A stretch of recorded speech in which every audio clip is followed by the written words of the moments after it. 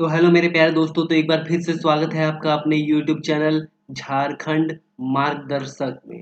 तो दोस्तों, आज हम डिस्कस करेंगे समाज के बारे में। वैसे सारे अभ्यर्थी जो झारखंड में होने वाले कॉम्पिटिटिव एग्जाम की तैयारी में लगे हुए हैं, उनके लिए ये टॉपिक बहुत ही इम्पोर्टेंट है।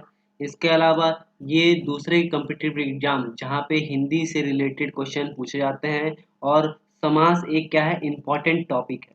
समाज जो है एक इम्पोर्टेंट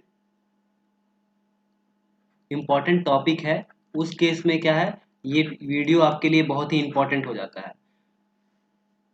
तो वीडियो में आगे बढ़ने से पहले कीजिए चैनल को सब्सक्राइब, ताकि आपको लेटेस्ट नोटिफिकेशन मिलता रहे और हमारा ये चैनल जो है वो आपके लिए मददगार साबित होता रहे। तो आइए शुरू करते हैं हमारा आज का टॉपिक, समाज।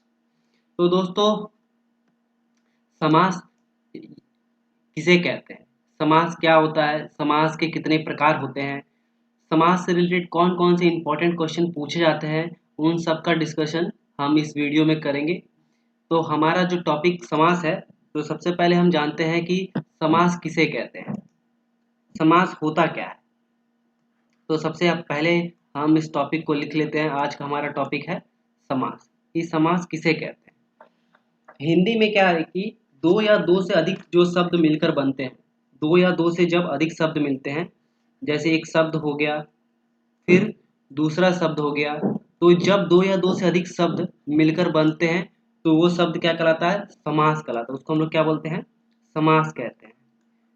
तो इसका जो डेफिनेशन है, दो या दो से अधिक, दो या दो से अधिक हो सकते हैं, उन शब्दों के मिलकर जो नया शब्द बनता है, उसको हम लोग क्या बोलते हैं, समास कहते हैं।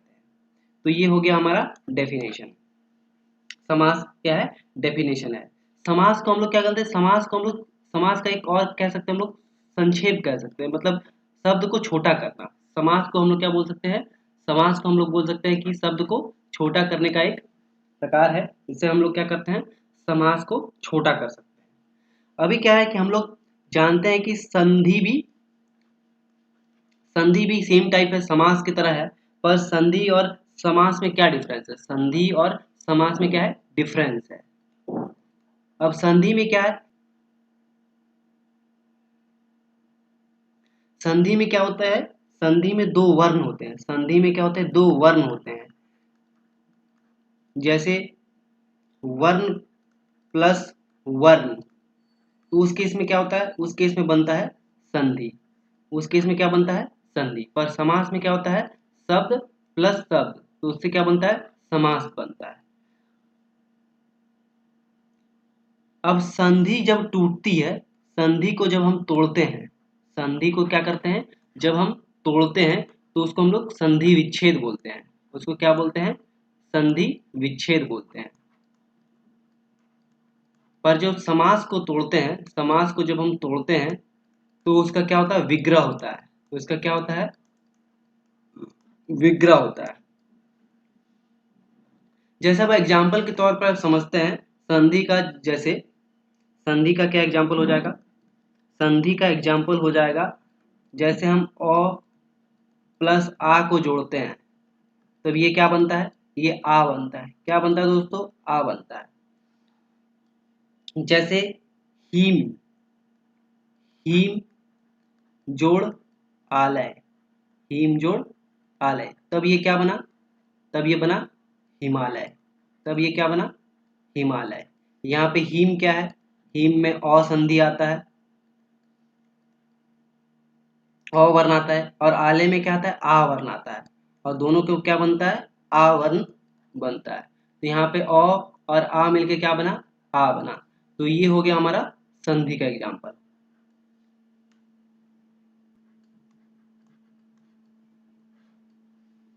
अब समास में हमने देखा कि समास क्या होता है, शब्दों का मेल होता है, शब्दों का मेल को हम लोग समास कहते हैं। अब इसका एग्जाम्पल देख लेते हैं। एग्जाम्पल क्या है, जैसे एग्जाम्पल इसका है शक्ति के अनुसार। जैसे एग्जाम्पल क्या है, शक्ति के अनुसार। अगर हम इसको एक शब्द में संक्षेप में कहना चाहें, तो इसका क्या होगा, यथा, यथा शक्ति। इसका इसका क्या हो जाएगा, यथाशक्ति हो जाएगा। तो दोस्तों हम देख रहे हैं कि यहाँ पे क्या है, शब्दों का संक्षेप हुआ है, शब्दों का क्या हो गया है, संक्षेप हुआ, मतलब हम इसको छोटा कर दिए, शब्दों का क्या हो गया, संक्षेप करके उसको क्या बना दिया, यथाशक्ति बना दिया। तो ये क्या हो गया, ये हमारा हो गया समास। अब इसी को जब हम तोड़ेंगे, इसी को जब तोड़ेंगे कि यथाशक्ति को जब तोड़ेंगे तो क्या बन जाएगा, शक्ति के अनुसार, तब उसको हम लोग क्या बोलेंगे, समास का, समास का क्या बोलेंगे, समास का विग्रह बोलेंगे। समास का क्या बोलेंगे दोस्तों, विग्रह बोलेंगे। तो उस केस में जब शब्दों का संक्षेप होता है तो उसे हम लोग समास बोलते हैं, जैसे शक्ति के अनुसार यथाशक्ति। और जब हम शब्दों को तोड़ते हैं तो उससे जो शब्दों का विस्तार होता है वो क्या कहलाता है, समास का विग्रह कहलाता है। संधि में क्या होता है, संधि में विच्छेद होता है, संधि में क्या होता है, वर्णों का विच्छेद होता है। और समास में क्या होता है, शब्दों का विग्रह होता है, समास में शब्दों का विग्रह होता है। यहाँ पे याद ध्यान देने वाली बात क्या है, शब्दों का विग्रह होता है। अब हम समास के क्या करेंगे दोस्तों, समास के हम अब भेद जानेंगे। समास के क्या जानेंगे दोस्तों, समास का भेद जानेंगे कि समास के कौन कौन से, समास के कौन कौन से, समास के कौन कौन से भेद होते हैं।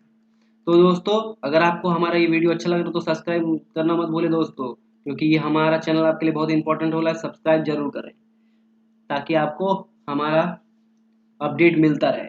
अब देखते हैं समास के भेद। तो समास का जो सबसे पहला भेद है वो आता है अविभाव समास। क्या बोलते हैं हम लोग इसको, अविभाव समास बोलते हैं। अब क्या है कि समास का सबका अपना अलग अलग टाइप है, टोटल 6 टाइप्स के पढ़ेंगे हम लोग दोस्तों, टोटल 6 प्रकार के बारे में, समास के 6 प्रकार के बारे में टोटल पढ़ेंगे। सबसे पहला आता है अविभाव समास। अविभाव समास से ही पता चल रहा है कि सबसे इसमें क्या है कि जिसका पहला पद क्या हो, पहला पद जो हो वो क्या हो, अव्यय हो, उसको हम, जिसका पहला पद क्या हो, अव्यय हो। और दूसरा पद क्या हो, दूसरा पद जो प्रायः क्या रहता है, दूसरा पद जो रहता है, दूसरा पद क्या रहता है, वो प्रायः रहता है संज्ञा, दूसरा पद संज्ञा रहता है। पहला पद जो रहता है अव्यय, दूसरा पद रहता है संज्ञा। जब दोनों मिलता है तो क्या बनता है, अविभाव समास बनता है। क्या बनता है, अविभाव समास बनता है। जैसे हम एग्जाम्पल देखते दोस्तों, इसका एग्जाम्पल है कि नियम के अनुसार, क्या है, नियम के अनुसार, उसको हम लोग इसका संक्षेप करेंगे तो इसका संधि समास क्या बनेगा दोस्तों, इसका समास बनेगा यथा नियम। नियम के अनुसार क्या, यथा नियम बनेगा, क्या बनेगा, यथा नियम। और एग्जाम्पल देखते हैं, और एग्जाम्पल है जन्म से, जन्म से लेकर, जन्म से लेकर, तो ये क्या होगा, आ जन्म। जन्म से लेकर का क्या होगा, आ जन्म। तो समझ में आया कि अभिभाव समास क्या होता है। अभिभाव समास में क्या होता है, पहला पद क्या होता है, अव्यय होता है। अव्यय किसे कहते हैं, अव्यय इसमें क्या होता है, जिसका जिसका क्या होता है, संज्ञा, लिंग, वचन, इन सब का कोई इफेक्ट नहीं होता, उसको हम लोग क्या बोलते हैं दोस्तों, उसको हम लोग बोलते हैं अव्यय बोलते हैं। तो ये अभिभाव समास है। इसके अलावा इसका एग्जाम्पल और भी है कि अगर हम दो या किसी दो शब्दों का दो बार प्रयोग करें, या अगर हम क्या कर सकते हैं, एक ही शब्द का दो बार प्रयोग करते हैं तो उसको हम लोग अभिभाव समास भी कहते हैं। जैसे दीनो दिन, दीनो दिन, ये क्या है, ये भी अभिभाव समास है। इसमें क्या है, एक ही शब्द का दो बार प्रयोग किया गया, तो उसके इसमें क्या है, ये भी अभिभाव समास का उदाहरण है। जैसे धीरे धीरे, धीरे धीरे, तो ये भी क्या है, अभिभाव समास का उदाहरण है। उसके बाद आता है धड़ाधड़, धड़ाधड़, ये भी क्या है, अभिभाव समास का उदाहरण है। तो इस तरह ये सब क्या है, अभिभाव समास का उदाहरण है। अभिभाव समास में हमने देखा पहला पद जो है, पहला पद जो है वो अव्यय है, और दूसरा पद जो है वो संज्ञा है, प्रायः क्या है, संज्ञा रहता है, तो उसको इसमें क्या बोलते हैं, अभिभाव समास बोलते हैं। तो हम पहला पहला हमने क्या देखा, पहला देखा अविभाव, पहला कौन सा समास देखा? अविभाव समास, अविभाव समास। अब हम दूसरा समास देखते हैं। दूसरा समास जो है, दूसरा नंबर है तत्पुरुष, तत्पुरुष समास। तत्पुरुष समास क्या है? इस समास में क्या होता है? पहला पद क्या होता है? संज्ञा होता है। पहला पद क्या होता है? संज्ञा होता है। और दूसरा पद क्या होता है? प्रधान होता है। जैसे शब्द प्लस शब्दों के मेल से क्या होता है? शब्द प्लस शब्दों के मेल से क्या बनता है? समास बनता है। तत्पुरुष समास में जो पहला पद होता है, पहला पद होता है, वो क्या होता है? वो संज्ञा होता है। पहला पद क्या होता है? संज्ञा होता है। और जो दूसरा होता है वो क्या होता है? प्रधान होता है। प्रधान मतलब क्या होता है? वही मेन रोल प्ले करता है। वही क्या करता है? मेन रोल प्ले करता है। और उसके बीच का जो चिन्ह होता है, जो कारक चिन्ह होता है, बीच का जो कारक चिन्ह होता है वो क्या होता है? लुप्त हो जाता है, खत्म हो जाता है। कारक चिन्ह क्या होता है? खत्म हो जाता है। तो उससे जो समास बनता है उसको हम लोग क्या बोलते हैं? तत्पुरुष समास बनते हैं। उससे जो समास बनता है उसको हम लोग क्या बोलते हैं? तत्पुरुष समास बनते हैं। अब तत्पुरुष समास का भी कई उदाहरण है, जिसमें क्या आता है? सबसे पहले हम लोग देखते हैं कर्म तत्पुरुष। कर्म तत्पुरुष, तो हमने देखा था कर्म क्या होता है? कर्म में आता है कर्म को। कर्म का सबसे मेन जो कारक चिन्ह होता है क्या आता है? को आता है। तो एग्जाम्पल हम लोग जैसे देखते हैं, शरण को आया हुआ। एग्जाम्पल क्या है? शरण को आया। एग्जाम्पल क्या है इसका? उदाहरण क्या है?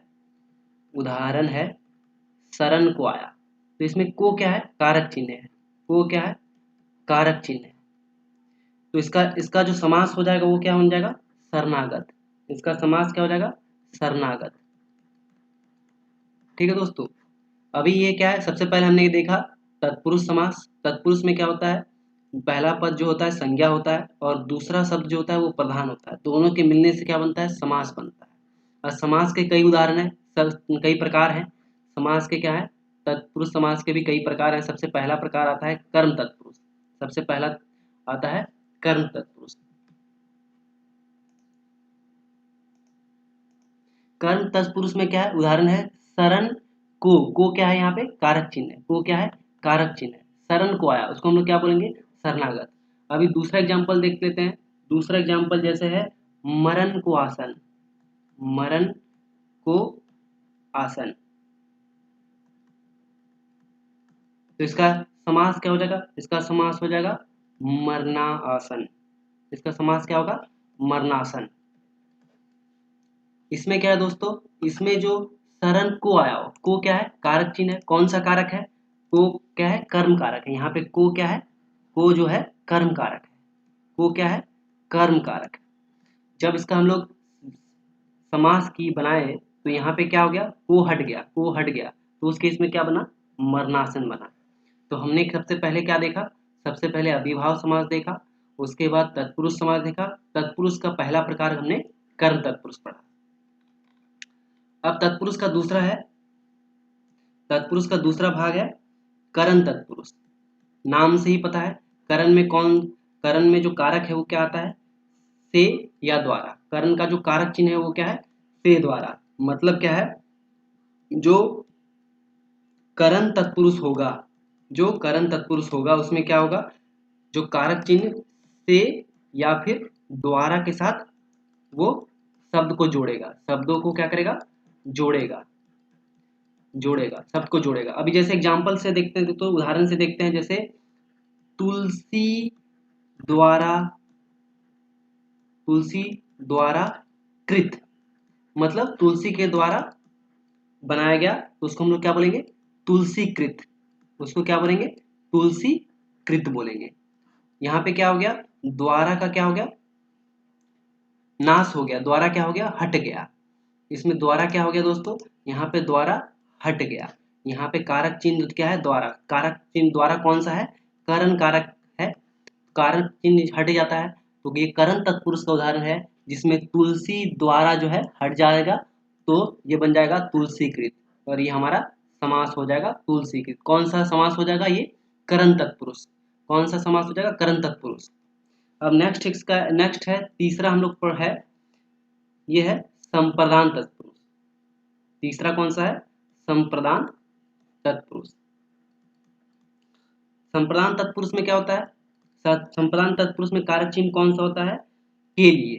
संप्रदान तत्पुरुष में कारक चिन्ह जो होता है के लिए होता है। मतलब शब्द जो जुड़े रहेंगे, शब्द जो जुड़े रहेंगे उसके बीच में कौन सा कारक चिन्ह लगेगा? के लिए लगेगा।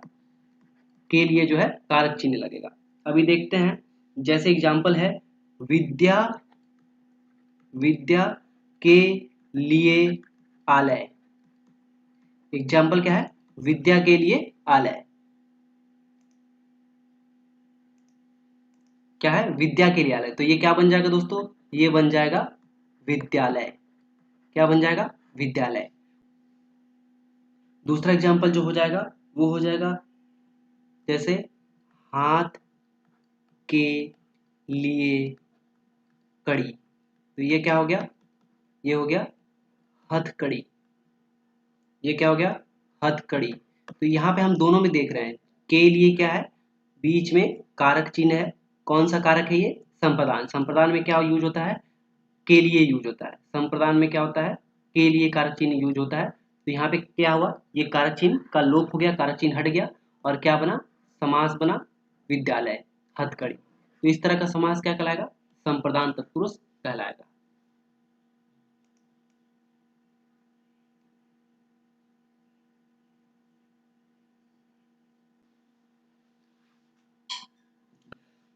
अब हम तत्पुरुष समास का नेक्स्ट उदाहरण जो पढ़ेंगे वो पढ़ेंगे आपादान तत्पुरुष। तत्पुरुष समास का ही उदाहरण है क्या है? आपादान, आपादान तत्पुरुष समास। आपादान तत्पुरुष समास के बारे में पढ़ेंगे। आपादान तत्पुरुष समास में क्या है कि जो शब्द जुड़े रहेंगे आपादान से, आपादान का जो कारक चिन्ह है वो क्या है? से है। आपादान का जो कारक चिन्ह है वो क्या है? से है दोस्तों। मतलब शब्द जो जुड़े रहेंगे उनके बीच क्या रहेगा? शब्द जो जुड़े रहेंगे उनके बीच जो क्या होगा? से चिन्ह का प्रयोग होगा। शब्द जो जुड़े रहेंगे उनके बीच में क्या होगा? से कारक जो होगा वो से कारक का कारक चिन्ह का प्रयोग होगा। तो वो क्या कहलाएगा? आपादान तत्पुरुष समास कहलाएगा। क्या कहलाएगा दोस्तों? आपादान तत्पुरुष समास कहलाएगा। आप हमारे चैनल को सब्सक्राइब जरूर कर ले। सब्सक्राइब करेंगे दोस्तों तो आपके लिए वो फायदेमंद चैनल रहेगा। यहाँ पे आपकी सारी तैयारी पूरी तरह से कंप्लीट कराई जाएगी दोस्तों। तो यहाँ पे जो हम लोग पढ़ रहे हैं आपादान तत्पुरुष समास पढ़ रहे हैं, जिसमें शब्द जो जुड़े रहेंगे से जो है कारक चिन्ह उससे जुड़े रहेंगे। और यहाँ पे जो से है वो क्या करता है? अलगाव। यहाँ पे से जो कारक चिन्ह क्या आता है? अलगाव। मतलब इसमें क्या है? बांट देता है। मतलब बांट देता है। यहाँ पे जो से चिन्ह है क्या करता है? बांट देता है। जैसे हम लोग एग्जाम्पल से समझते हैं। एग्जाम्पल है धर्म से विमुख। एग्जाम्पल चिन्ह क्या है? धर्म से विमुख। तो इसका क्या हो जाएगा? समास धर्म विमुख। इसका समास क्या हो जाएगा? धर्म विमुख। यहाँ पे क्या है? धर्म से विमुख। यहाँ पे से क्या है? आपादान तत्पुरुष चिन्ह है, कारक चिन्ह है अपदान। अपदान में से आता है और ये क्या कर रहा है? अलग कर रहा है, धर्म से अलग कर रहा है। तो ये क्या आ गया? धर्म से विमुख। तो यहाँ पे जो से चिन्ह आ गया कौन सा चिन्ह है? आपादान कारक का चिन्ह है। और इससे चूंकि दो शब्द जुड़ रहे हैं इस से चिन्ह से, इससे क्या बन रहा है? धर्म विमुख बन रहा है। और ये क्या आएगा? आपादान तत्पुरुष समास का उदाहरण हो जाएगा। तो दोस्तों जो पांचवा पढ़ेंगे हम लोग इसका संबंध तत्पुरुष। क्या पढ़ेंगे दोस्तों? संबंध तत्पुरुष के बारे में पढ़ेंगे। संबंध तत्पुरुष के बारे में पढ़ेंगे। यहाँ पे सबसे संबंध तत्पुरुष का जो कारक चिन्ह है वो क्या है? का, को, ही। ये संबंध तत्पुरुष से ही जान पड़ता है कि क्या करता है? ये संबंध बताता है, रिलेशन बताता है। क्या करता है? रिलेशन बताता है, संबंध बताता है। जैसे क्या है? जैसे है भारत का वासी। जैसे क्या है? भारत का वासी। मतलब क्या है? ये भारत का, कहाँ का रहने वाला है? भारत का रहने वाला है। तो ये क्या हो जाएगा? भारतवासी। यहाँ पे क्या है? का जो कारक चिन्ह है वो क्या होगा? खत्म हो जाएगा। तो क्या हो जाएगा? डायरेक्ट ये भारतवासी बन जाएगा। तो इस केस में ये कौन सा कारक है? संबंध तत्पुरुष का जो कारक चिन्ह का है उसका तत्पुरुष है। तो ये टोटल हो जाएगा संबंध तत्पुरुष कारक, संबंध तत्पुरुष कारक, क्योंकि यहाँ पे जो का है क्या करता है, संबंध बताता है, इसका लोप हो गया और क्या है, शब्द आपस में मिल गए, शब्द क्या हो गए, आपस में मिलके नया शब्द बनाए, इसको हम लोग क्या बनाए, भारतवासी, और ये कौन सा हो जाएगा, संबंध तत्पुरुष कारक। अब जो तत्पुरुष का लास्ट है वो है हमारा अधिकरण तत्पुरुष। क्या है, अधिकरण तत्पुरुष, अधिकरण तत्पुरुष समास, अधिकरण तत्पुरुष समास। इसमें क्या होता है, अधिकरण में क्या होता है, अधिकरण का जो कारक चिन्ह है वो क्या है, अधिकरण का जो कारक चिन्ह है वो क्या है, में या फिर पे या फिर पर। ये जो क्या है, में पे पर जो है अधिकरण जो है कारक चिन्ह उसका सिंबल है में पे पर। अगर कोई दो या दो से शब्द अधिक शब्द क्या है, में पर पे पर से जुड़े हैं तो उस केस में क्या होगा, वो अधिकरण तत्पुरुष समास के अंदर आएगा। अभी क्या है, एग्जाम्पल जैसे हैं आनंद, आनंद, आनंद में मग्न, आनंद में मग्न, तो इसका जो समास हो जाएगा आनंद मग्न। क्या हो जाएगा, आनंद मग्न।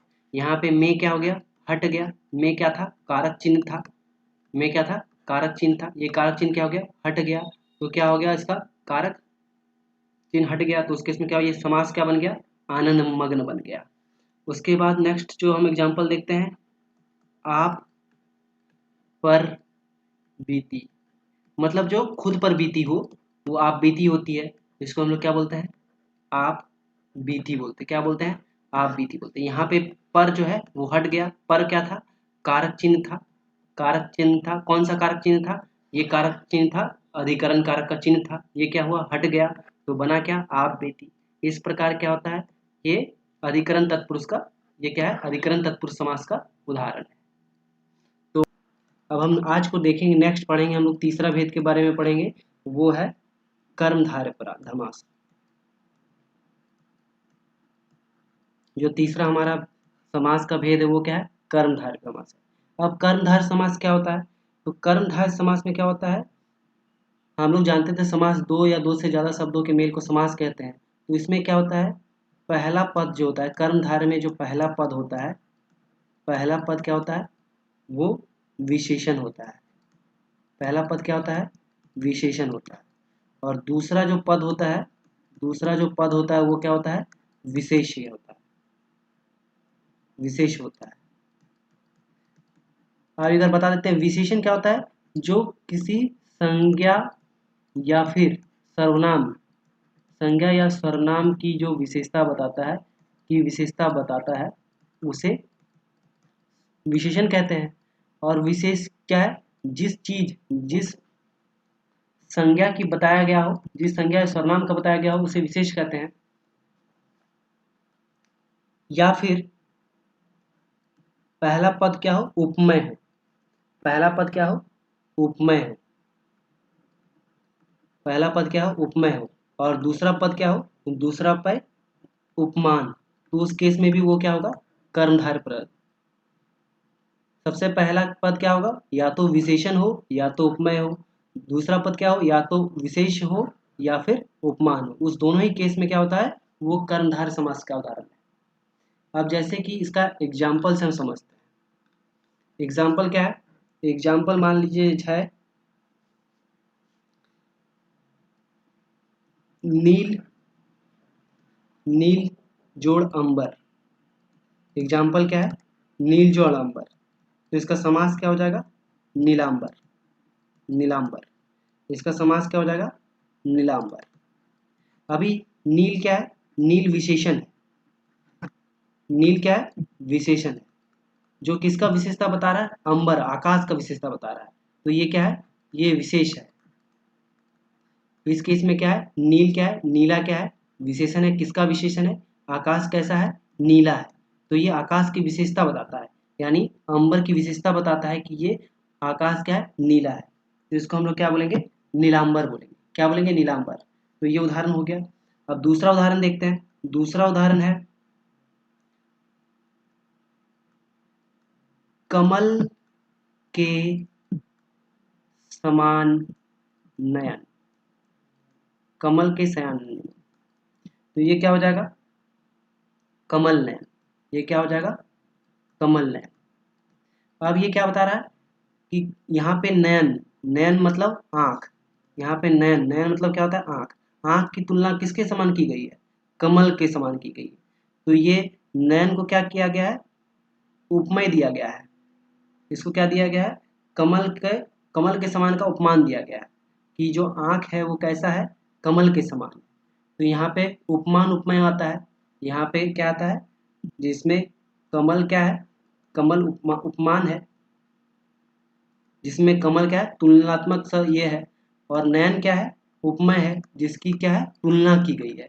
उपमेय मतलब तुलना की गई है, तुलना की गई है। यहाँ पे नयन की तुलना किससे की गई है? यहाँ पे नयन की तुलना की गई है कमल के साथ। तो ये हमारा क्या हो जाएगा? कर्मधारय समास का उदाहरण हो जाएगा।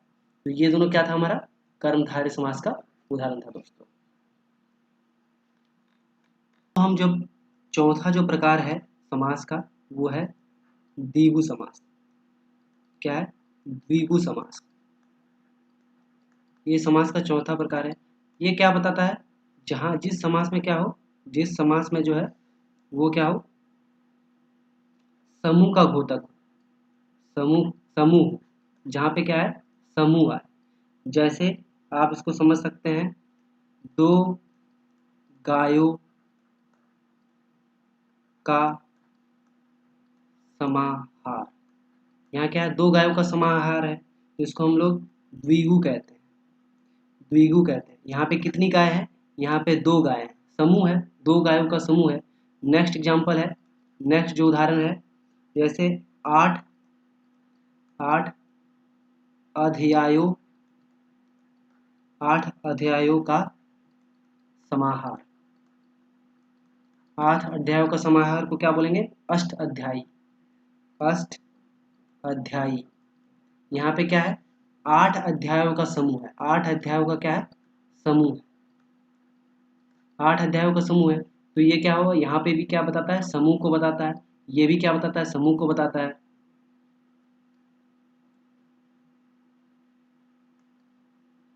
अब ये दोनों क्या बता रहे हैं? यहाँ पे दो, यहाँ पे आठ, ये दोनों क्या बता रहे हैं? समूह को बता रहे हैं। तो ये जहाँ पे भी समूह का बोध होगा, जहाँ पे भी क्या होगा? समूह होगा, वो क्या होगा? द्विगु समास का उदाहरण होगा। जहाँ पे भी क्या होगा? समूह का बोध होगा या जिक्र होगा, वो क्या होगा? द्विगु समास का उदाहरण होगा।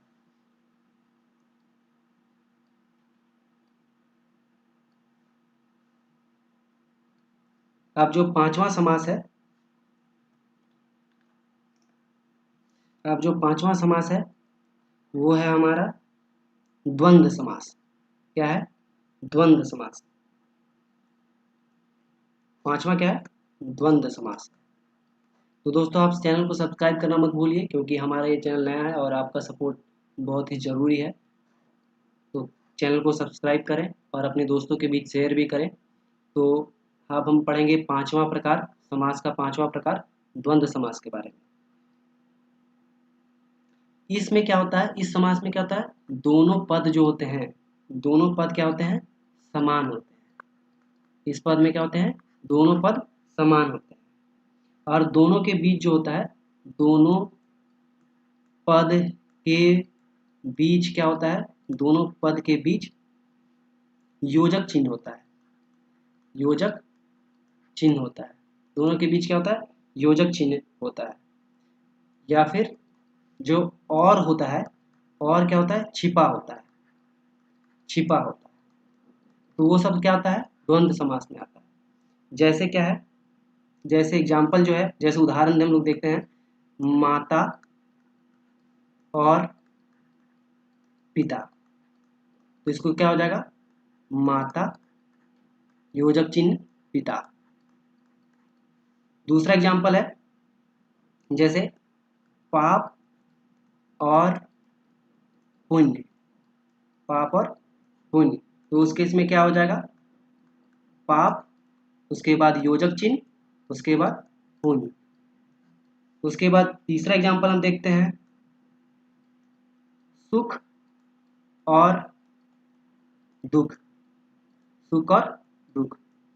तो ये क्या हो जाएगा, सुख योजक चिन्ह और दुख।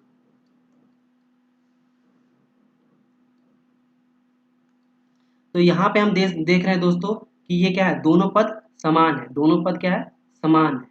यहाँ पे क्या है, दोनों पद माता और पिता दोनों पद क्या है, समान है। और उसके बीच का जो योजक चिन्ह है वो और क्या होता है, छिप जाता है। क्या होता है, छिप जाता है। तो इसको हट जाएगा, ये इसके बीच क्या आ जाएगा, इसके बदले क्या आ जाएगा, योजक चिन्ह आ जाएगा। उसी तरह पाप और पुण्य में और हट गया, और ये जो दोनों क्या है, पाप और पुण्य समान पद है और उसके बीच में क्या आ जाए, योजक चिन्ह आ गया। उसी तरह सुख और दुख में क्या और हट गया और उसके बीच में क्या आ गया, योजक चिन्ह आ गया। तो इस केस में ये सब उदाहरण जो हैं, ये तीनों उदाहरण जो हैं, ये क्या हो जाएंगे, द्वंद्व समास के उदाहरण हो जाएंगे। किसका समास का उदाहरण हो जाएगा, द्वंद्व समास का हो जाएगा। तो द्वंद्व समास में क्या होता है, दोनों पद समान होता है, दोनों पद के बीच में जो योजक चिन्ह आ जाता है, दोनों पद के बीच में क्या होता है, योजक चिन्ह आता है, और क्या होता है, हट जाता है, छिप जाता है। तो उस केस में क्या होता है, हम लोग उसे द्वंद्व समास का उदाहरण मानते हैं। क्या मानते हैं, द्वंद्व समास का एग्जाम्पल मानते हैं।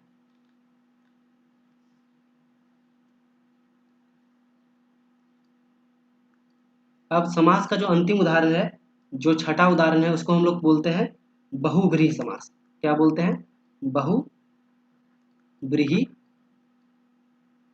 समास बोलते हैं। क्या बोलते हैं दोस्तों, बहुव्रीहि समास।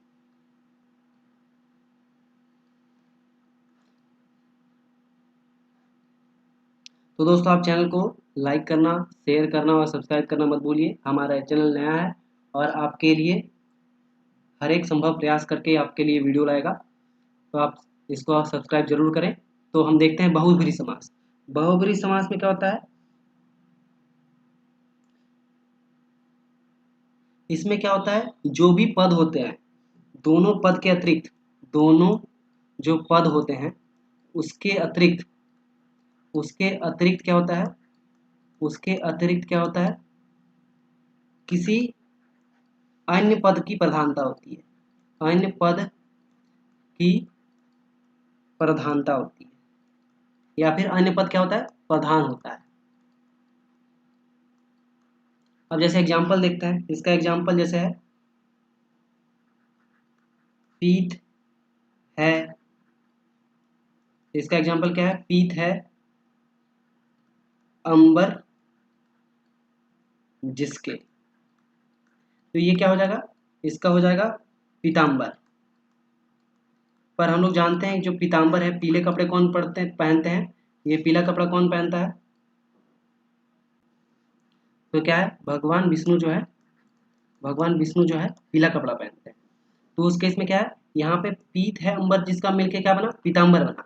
पर पीतांबर क्या करता है, किसी और चीज की तरफ प्रधान करता है, मतलब किसी और चीज को प्रधान बनाता है, मतलब भगवान विष्णु जी को बनाता है।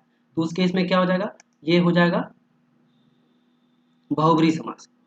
ये क्या हो जाएगा, बहुव्रीहि समास हो जाएगा, क्योंकि पीतांबर क्या है, विष्णु जी को बोधित करता है। इसमें क्या होता है, यहाँ पे जो पद है वो किसी और पद को रिफ्लेक्ट करता है, यानी विष्णु को रिफ्लेक्ट कर रहा है। उसी प्रकार इसका नेक्स्ट एग्जांपल देखते हैं, चार है मुख जिसके। अब चार मुख जिसके हैं उसको हम लोग क्या बोलते हैं, चतुर्मुख बोलते हैं। क्या बोलते हैं, चतुर्मुख बोलते हैं। पर ये चतुर्मुख क्या है, ब्रह्मा जी को रिफ्लेक्ट करता है, ब्रह्मा जी को बताता है कि चार मुख किसके पास है, ब्रह्मा जी के पास है। तो यह क्या हुआ, यहाँ पे दो या दो से ज्यादा पद मिलके क्या किए, किसी और पद को प्रधान बना दिए, किसी और पद की प्रधानता आ गई। क्या हो गई, किसी और पद की प्रधानता आ गई। तो उस केस में क्या हो गया, ये हो गया बहुव्रीहि समास का उदाहरण हो गया। उसी प्रकार नेक्स्ट एग्जांपल देखते हैं, वीणा है हाथ में जिसके। तो इसको हम लोग क्या बोलेंगे, इसको हम लोग बोलेंगे वीणा पानी। इसको क्या बोलेंगे, वीणा पानी। और वीणा पानी कौन है, तो वीणा पानी सरस्वती है। कौन है, सरस्वती है। तो यहाँ पे क्या हुआ, ये सब पद मिलके किसी और पद को प्रधान बना दिए, यानी सरस्वती को जी का जिक्र आया, तो वो क्या है, बहुव्रीहि समास आया। तो जिस भी जिस भी समास में दो या दो से अतिरिक्त पद किसी अन्य पद की प्रधानता होती है, क्या होती है, किसी अन्य पद की प्रधानता होती है, उसे क्या होता है, बहुव्रीहि समास कहते हैं। तो दोस्तों, होप आपको ये वीडियो अच्छा लगा होगा। आप इसको अपने दोस्तों के बीच शेयर कीजिए और चैनल को सब्सक्राइब कीजिए। धन्यवाद।